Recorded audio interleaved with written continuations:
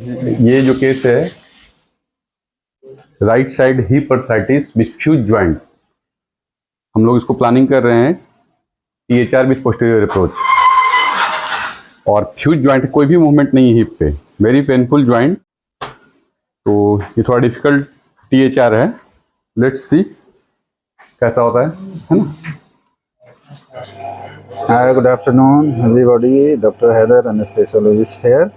I just want to explain regarding a patient. A patient, 21-year-old female. She approaches in this hospital with the complaint of the very severe painful condition of the right hip.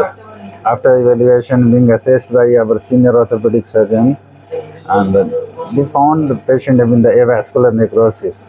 There is a restricted motion, there is a stiffness, there is a fully stiffness of the right hip joint, there is a limitation, very limited extension, flexion, rotation, external rotation, internal, everything is very limited.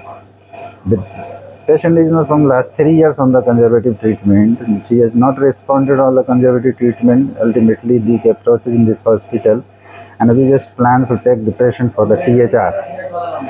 As per the anesthesia point of view, I just want to explain, I planned for this patient that under CSE, combined spinal and epidural anesthesia, because patient is cooperative, she is cooperating very well. Let us show the X-ray. Yeah, everybody can see the X-ray. In this X-ray, roof thickness of the acetabulum is very poor.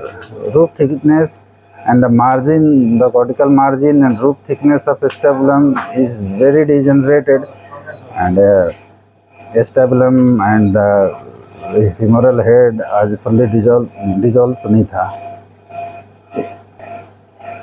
Intra-op patient remains stable. Patient was very cooperative. Patient was very happy post-operatively. Now let us show the post-operative result, how patient is doing now.